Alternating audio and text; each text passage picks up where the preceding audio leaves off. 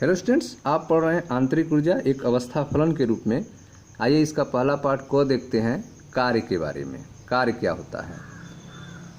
सबसे पहले हम कार्य करने पर निकाय की आंतरिक ऊर्जा में होने वाले परिवर्तन की जांच करेंगे। ठीक है, कार्य करने पर सिस्टम के इंटरनल एनर्जी में परिवर्तन कैसे होता है इसकी जांच हम लोग करेंगे। तो सबसे पहले हम कार्य करने पर निकाय की आंतरिक ऊर्जा में होने वाले परिवर्तन की जांच करेंगे। हम एक ऐसा निकाय लेते हैं जिसमें एक थर्मस फ्लास्क या ऊष्मारोधी बीकर में जल की कुछ मात्रा है। ठीक है, हम एक ऐसा सिस्टम लेंगे जिसमें एक थर्मस फ्लास्क या फिर ऊष्मारोधी बीकर होगा जिसके अंदर जल की कुछ मात्रा है। इसमें निकाय या परिवेश के मध्य ऊष्मा का प्रवाह नहीं है। ठीक है, इसमें निकाय एवं परिवेश के मध्य ऊष्मा का प्रवाह नहीं है। ऐसे निकाय को हम रुद्रोष्म निकाय कहते हैं। ठीक है, एडियाबैटिक सिस्टम कहा जाता है। ऐसे निकाय में अवस्था परिवर्तन को रुद्रोष्म प्रक्रम कहते हैं। ठीक है, ऐसे निकाय में अवस्था परिवर्तन को रुद्रोष्म प्रक्रम कहा जाता है। इसमें निकाय और परिवेश के बीच कोई ऊष्मा का विनिमय नहीं होता है। यहाँ पर निकाय और परिवेश को अलग करने वाली दीवार जो है उसे रुद्रोष्म दीवार कहा जाता है। ठीक है, तो आप देख रहे हैं कि कार्य को समझने के लिए सबसे पहले हम कार्य करने पर निकाय की आंतरिक ऊर्जा में होने वाले परिवर्तन की जांच करेंगे। ठीक है ना, आप पढ़ रहे हैं आंतरिक ऊर्जा एक अवस्था फलन में। इसका पहला पार्ट चल रहा है कार्य के बारे में। तो सबसे पहले हम कार्य करने पर निकाय की आंतरिक ऊर्जा में होने वाले परिवर्तन की जांच करेंगे। हम एक ऐसा निकाय लेते हैं जिसमें एक थर्मस फ्लास्क या फिर ऊष्मारोधी बीकर है जिसमें जल की कुछ मात्रा है। इसमें निकाय और परिवेश के मध्य ऊष्मा का प्रवाह नहीं है। ऐसे निकाय को हम रुद्रोष्म निकाय कहते हैं। ऐसे निकाय में अवस्था परिवर्तन को रुद्रोष्म प्रक्रम कहते हैं। इसमें निकाय एवं परिवेश के मध्य कोई ऊष्मा का विनिमय नहीं होता है। इसमें निकाय और परिवेश के मध्य कोई ऊष्मा का विनिमय नहीं होता है। यहाँ पर निकाय एवं परिवेश को पृथक करने वाली, यहाँ पर निकाय एवं परिवेश को अलग करने वाली दीवार रुद्रोष्म दीवार कहलाती है। ठीक है, यह आप देख सकते हैं एक रुद्रोष्म निकाय जिसमें परिसीमा से ऊष्मा विनिमय संभव नहीं है, Q बराबर 0। ठीक है, इसके परिसीमा से द्रव्य या ऊर्जा का एक्सचेंज संभव नहीं है। यह निकाय से परिवेश में आए या फिर जाए। यह एक रुद्रोष्म प्रक्रम है, एडियाबैटिक प्रोसेस है। ठीक है, इस तरह प्रोसेस के लिए कैसे कार्य की गणना करेंगे। अब हम निकाय पर कुछ कार्य करके इसकी आंतरिक ऊर्जा में परिवर्तन करते हैं। अब हम जो है सिस्टम पर कुछ कार्य करके इसके इंटरनल एनर्जी U में परिवर्तन करते हैं। माना निकाय की प्रारंभिक अवस्था A है। निकाय की प्रारंभिक अवस्था A है एवं इसका ताप TA है। आंतरिक ऊर्जा UA है। निकाय की अवस्था को दो प्रकार से परिवर्तित कर सकते हैं। ठीक है, आपने निकाय पर कुछ कार्य करेंगे जिससे उसकी आंतरिक ऊर्जा परिवर्तन हो। इसके लिए आपने माना कि निकाय की प्रारंभिक अवस्था A है और उस अवस्था में ताप TA है, आंतरिक ऊर्जा UA है। निकाय की अवस्था को दो प्रकार से परिवर्तित कर सकते हैं। प्रथम प्रकार जो है वह यह है कि माना छोटे पैडल से जल को मथ कर हम 1 किलो जूल कार्य करते हैं। ठीक है, आपने थर्मस में, ठीक है, या फिर ऊष्मारोधी बीकर में जल की कुछ मात्रा लिया है। उसको आप छोटे पैडल से जल को मथ कर 1 किलो जूल कार्य करते हैं, जिससे निकाय की नई अवस्था मान लीजिए B और उसका ताप जो है TB हो जाता है। ठीक है, यह देखा गया है कि TB ग्रेटर देन TA। जब आप 1 जूल कार्य करेंगे उस पर तो जो B अवस्था आएगी उसका टेम्परेचर अधिक होगा A अवस्था की तुलना में। तो ऐसा देखा गया है कि TB ग्रेटर देन TA। अतः ताप में परिवर्तन डेल्टा T बराबर TB माइनस TA। माना अवस्था बी में आंतरिक ऊर्जा UB है, तो आंतरिक ऊर्जा में परिवर्तन डेल्टा U बराबर UB माइनस UA होगा। ठीक है, यह पहला तरीका था जब हम छोटे पैडल से जल को मथ कर 1 किलो जूल कार्य किए हैं, जिससे निकाय की एक नई अवस्था प्राप्त हुई है B। उस समय उसका ताप है TB और ऐसा देखा गया है कि TB ग्रेटर देन TA होता है और ताप में परिवर्तन डेल्टा T बराबर TB माइनस TA होता है। और माना इस अवस्था B में आंतरिक ऊर्जा UA है, तो आंतरिक ऊर्जा में जो परिवर्तन आएगा डेल्टा U वो होगा UB माइनस UA। अब आते हैं द्वितीय प्रकार पे, दूसरा तरीका जिसके द्वारा हम 1 जूल कार्य करेंगे। दूसरा तरीका यह है कि अब हम जल में एक निमज्जन छड़ डालते हैं, इमर्शन रॉड डालते हैं। अब हम जल में एक निमज्जन छड़ अर्थात इमर्शन रॉड डालकर उतना ही वैद्युत कार्य करते हैं, अर्थात 1 किलो जूल। उतना ही वैद्युत कार्य करते हैं 1 किलो जूल, एवं निकाय में ताप परिवर्तन को नोट करते हैं। हम देखते हैं कि ताप परिवर्तन जो है वह पूर्व के समान है, अर्थात TB माइनस TA ही रहता है। ठीक है, ताप परिवर्तन में कोई चेंज नहीं हुई है, चाहे हम पैडल से जल को मथ कर 1 किलो जूल कार्य करें या फिर इमर्शन रॉड के द्वारा वैद्युत कार्य 1 किलो जूल करें। ताप परिवर्तन पूर्व के समान अर्थात TB माइनस TA ही रहता है। अब ध्यान दीजिएगा, यथार्थ में एक्चुअली में ये जो दोनों आप प्रयोग देख रहे हैं, उपरोक्त प्रयोग, इसे JP जूल द्वारा सन 1845 के आसपास किया गया था। एक्चुअली में वास्तव में उपरोक्त प्रयोग जो है JP जूल के द्वारा, वैज्ञानिक JP जूल के द्वारा सन 1845 के आसपास किया गया था। उन्होंने पाया कि निकाय पर किया गया कार्य निश्चित कार्य, निकाय पर किया गया निश्चित कार्य निकाय की अवस्था में समान परिवर्तन लाता है।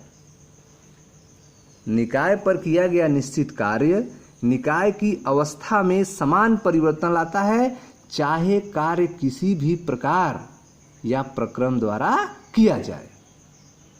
ठीक है, तो आप जो किसी भी प्रकार से उसमें आप वर्क करेंगे तो निकाय की अवस्था में समान परिवर्तन आएगा, चाहे कार्य जो है किसी भी तरीके से किया जाए, जैसा यहाँ पर ताप में परिवर्तन द्वारा देखा गया है। ठीक है, अतः उपयुक्त दिखता है कि एक ऐसी राशि आंतरिक ऊर्जा U को परिभाषित किया जाए जिसका मान निकाय की अवस्था का अभिलाक्षणिक हो।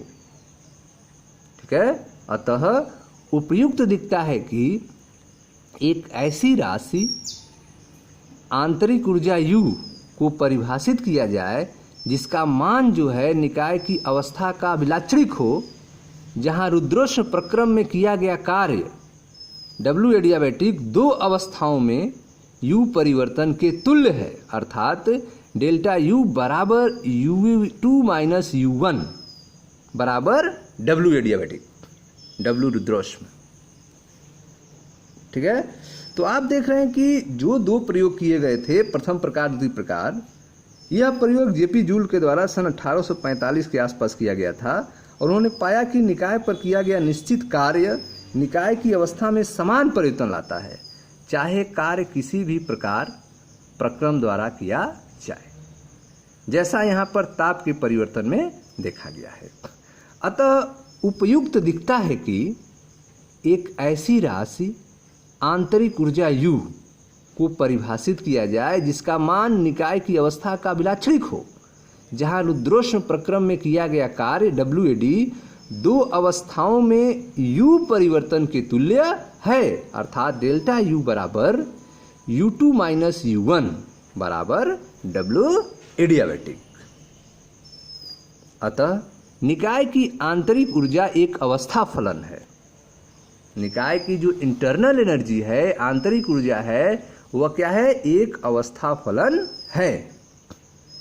रासायनिक ऊष्मागतिकी में IUPAC परंपरा के अनुसार धनात्मक चिन्ह बताता है कि कार्य W निकाय पर किया गया है।